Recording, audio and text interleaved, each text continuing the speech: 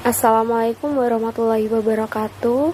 Yang terhormat Ibu Astrini Aning Widoretno, SAMAK Akuntansi, dan Bapak Muhammad Kari Setiawan, SAMAK, selaku dosen pengampu mata kuliah Sistem Informasi Akuntansi kelas F013.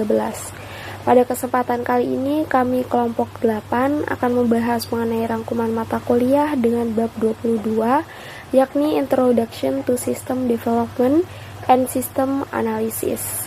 Sebelumnya, perkenalkan nama saya Marsha Dinata Aisy Susilo dengan NPM 25010068. Pada bagian ini kita akan membahas mengenai sistem development atau pengembangan sistem informasi.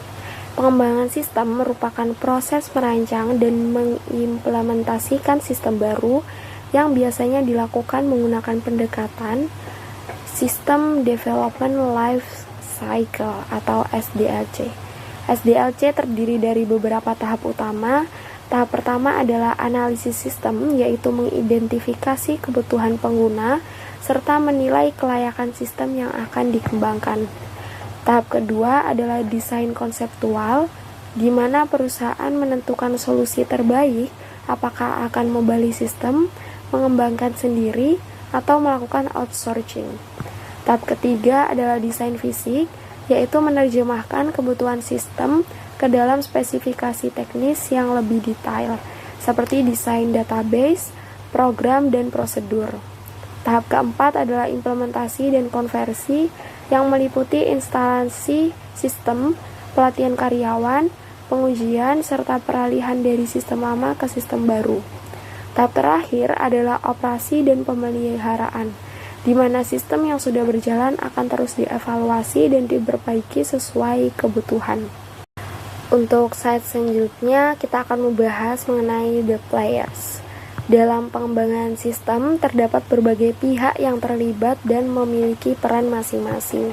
Pertama adalah manajemen, yang bertugas menentukan tujuan sistem, memberikan dukungan, serta memastikan sistem selaras dengan strategi perusahaan. Kedua adalah pengguna atau user yang menyampaikan kebutuhan informasi dan terlibat dalam proses pengembangan serta pengujian sistem. Ketiga adalah komite pengarah sistem informasi yang berfungsi mengawasi jalannya proyek dan memastikan koordinasi serta kontrol tetap berjalan dengan baik. Selanjutnya adalah tim pengembangan proyek yang terdiri dari analis, akuntan, manajer, dan pengguna. Tim ini bertanggung jawab dalam merencanakan, mengelola, serta memonitor proyek. Kemudian ada analisis sistem dan programmer. Analisis bertugas merancang sistem dan menentukan kebutuhan, sedangkan programmer bertanggung jawab dalam pembuatan dan pemeliharaan program.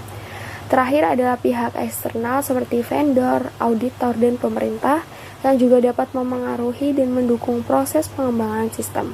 Untuk slide selanjutnya akan dijelaskan oleh rekan saya. Baik, terima kasih atas kesempatannya. Sebelumnya perkenalkan, nama saya Salsabila Kesha Purwanti dengan 3 nomor NPM terakhir 086.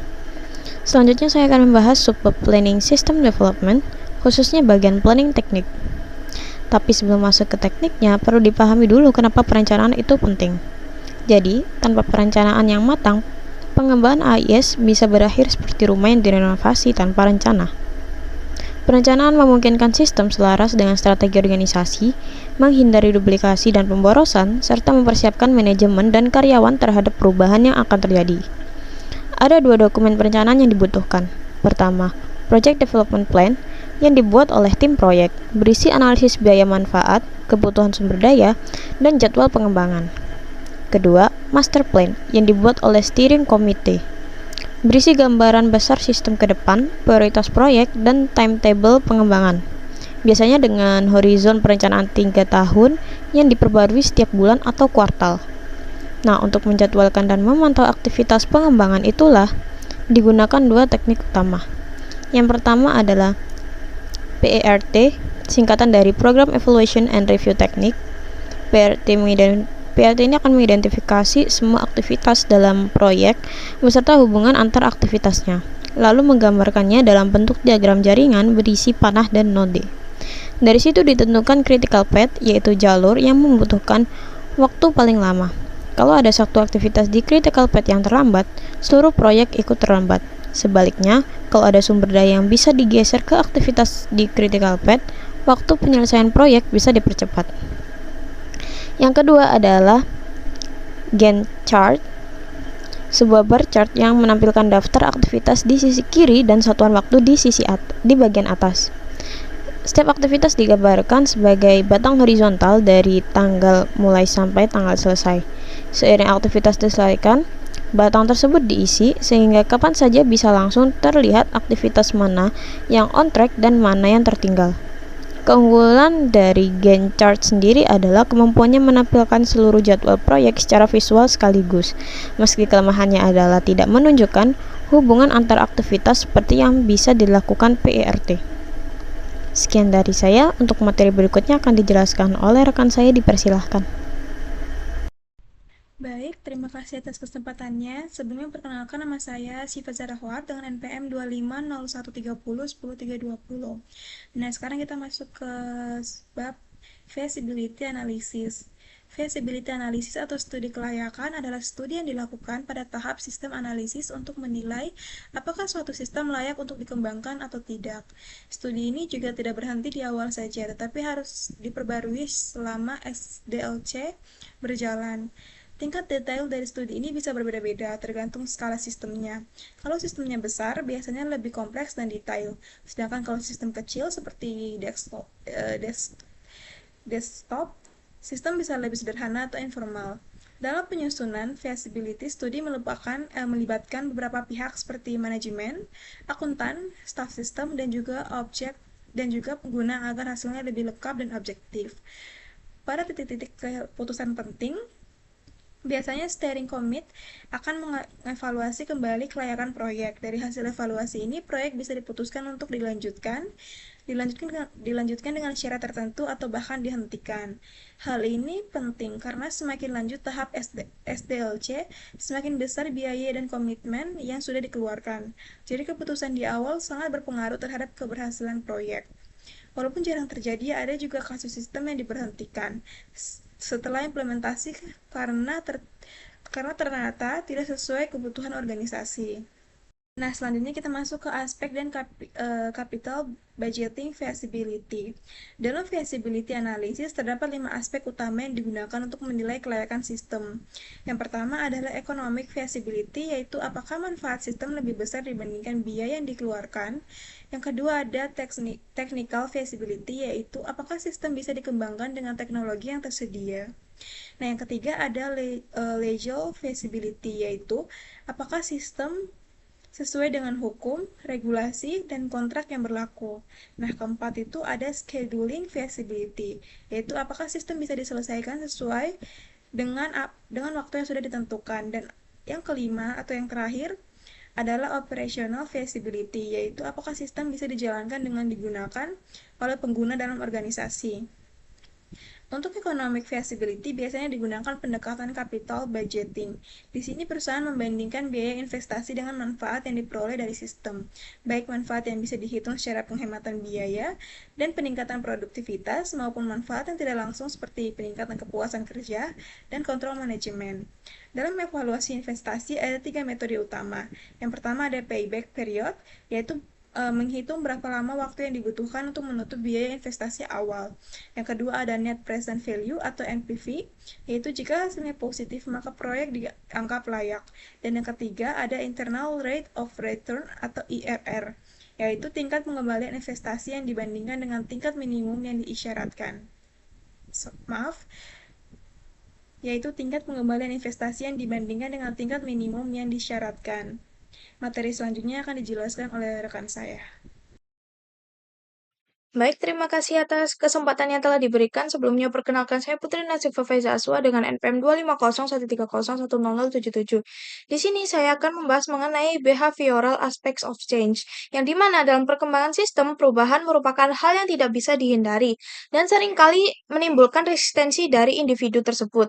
Hal ini terjadi karena manusia cenderung merasa nyaman dengan sistem yang sudah ada. Padahal dukungan pengguna sangat penting karena sistem yang baik sekalipun bisa gagal jika tidak diterima dengan baik oleh penggunanya sendiri.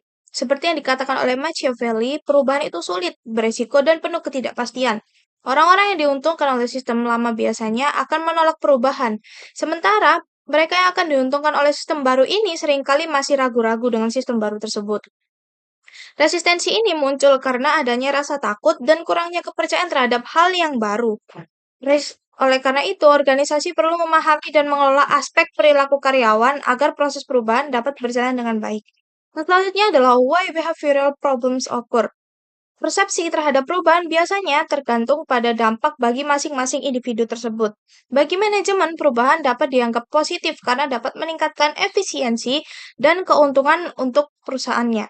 Namun, bagi karyawan, perubahan tersebut bisa dianggap sebagai ancaman, terutama jika berdampak pada pekerjaan atau posisi mereka. Resistensi ini terhadap perubahan umumnya disebabkan oleh beberapa faktor seperti rasa takut dan ketidakpastian. Kurangnya dukungan dari manajemen, pengalaman buruk di masa lalu, serta komunikasi yang kurang jelas. Selain itu, cara penerapan perubahan dan karakteristik individu juga memengaruhi tingkat penerimaan terhadap perubahan. Karena itu, penting bagi organisasi untuk mengelola faktor-faktor tersebut agar perubahan dapat diterima dengan lebih baik. Untuk slide yang kedua ini, kita akan membahas mengenai how people resist change. Masalah perilaku dalam organisasi biasanya sudah mulai muncul sejak perubahan masih dalam tahap perencanaan. Pada tahap awal, resistensi seringkali bersifat halus, misalnya karyawan tidak memberikan informasi yang dibutuhkan, sering terlambat, atau menunjukkan penurunan kinerja mereka. Namun, ketika sistem baru benar-benar diterapkan, resistensi bisa berubah menjadi lebih nyata dan serius. Secara umum, ada 3 bentuk utama resistensi. Yang pertama ada aggression, yaitu perilaku yang merusak sistem, seperti sabotase atau sengaja membuat kesalahan. Yang kedua ada projection, yaitu kecenderungan menyalahkan sistem baru atas semua masalah yang terjadi, baik nyata maupun tidak nyata. Yang ketiga ada avoidance, yaitu menghindari penggunaan sistem dengan harapan sistem tersebut akan diabaikan atau bahkan sampai hilang. Jika tidak dikelola dengan baik, berbagai bentuk resistensi ini akan menurunkan efektivitas dari sistem tersebut dan bahkan mengganggu kinerja organisasi secara keseluruhan. Dan yang terakhir ada preventing behavioral problems, yang dimana faktor manusia merupakan kunci utama dalam keberhasilan implementasi sistem. Oleh karena itu, organisasi memerlukan dukungan manajemen serta keterlibatan pengguna dalam proses pengembangan sistem itu sendiri. Selain itu, komunikasi yang jelas, pelatihan yang memadai, dan upaya untuk mengurangi rasa takut terhadap perubahan sangat penting agar pengguna lebih siap menerima sistem yang baru. Sistem juga harus dibuat sesederhana mungkin dan sesuai dengan kebutuhan pengguna agar lebih mudah diterapkan. Sebelum digunakan, sistem perlu diuji terlebih dahulu dan organisasi harus mengelola ekspektasi pengguna secara realistis. Jika pedoman-pedoman ini diabaikan, risiko kegagalan sistem dan biaya yang ditimbulkan akan menjadi lebih besar. Sekian dari saya, untuk selanjutnya akan dijelaskan oleh rekan saya. Terima kasih. Sebelumnya, perkenalkan nama saya Anissa Putri Prayogo dengan NPM 25013010058. Saya akan menjelaskan pada subbab yang terakhir, yakni mengenai sistem analisis. Nah, sistem analisis terdiri dari 5 tahap utama yang bertujuan memastikan sistem yang dikembangkan betul-betul sesuai kebutuhan organisasi. Tahap pertama adalah initial investigation. Pada tahap ini dilakukan identifikasi masalah yang sebetulnya terjadi, karena terkadang masalah yang dirasakan bukanlah akar masalah yang sesungguhnya. Di sini juga ditentukan skop proyek, supaya tidak terjadi scope creep atau penambahan kebutuhan di luar kesepakatan awal. Selain itu, dilakukan evaluasi awal mengenai biaya dan manfaat proyek untuk menentukan apakah proyek dilanjutkan, dimodifikasi, atau dibatalkan. Kemudian tahap kedua adalah sistem survei. Ini merupakan studi menyeluruh terhadap sistem yang sedang berjalan. Tujuannya untuk memahami operasi perusahaan, kebijakan, prosedur, alur informasi, serta kekuatan dan kelemahan sistem yang ada. Data dikumpulkan melalui wawancara, kuesioner, observasi, dan dokumentasi. Hasil tahap ini biasanya dirangkum dalam sistem survey report. Tahap ketiga adalah feasibility study. Pada tahap ini dilakukan analisis kelayakan yang lebih mendalam untuk menilai apakah proyek layak dilanjutkan. Analisis ini terus diperbarui seiring semakin jelasnya estimasi biaya dan manfaat proyek. Tahap keempat adalah Information Needs and System Requirements. Setelah proyek dinyatakan layak, perusahaan mengidentifikasi kebutuhan informasi pengguna dan mendokumentasikan persyaratan sistem secara rinci. Proses ini cukup menantang karena seringkali pengguna kesulitan mengungkapkan kebutuhan mereka secara jelas. Oleh karena itu, kebutuhan sistem wajib didokumentasikan secara detail dan mendapatkan persetujuan resmi dari manajemen pengguna. Kemudian tahap yang paling terakhir adalah sistem analisis report. Laporan ini merangkum seluruh aktivitas analisis dan menjadi dasar pengambilan keputusan go atau non-go untuk melanjutkan ke tahap desain sistem. Demikianlah penjelasan mengenai rangkuman mata kuliah pada bab 22. Kurang lebihnya mohon maaf dan terima kasih. Wassalamualaikum warahmatullahi wabarakatuh.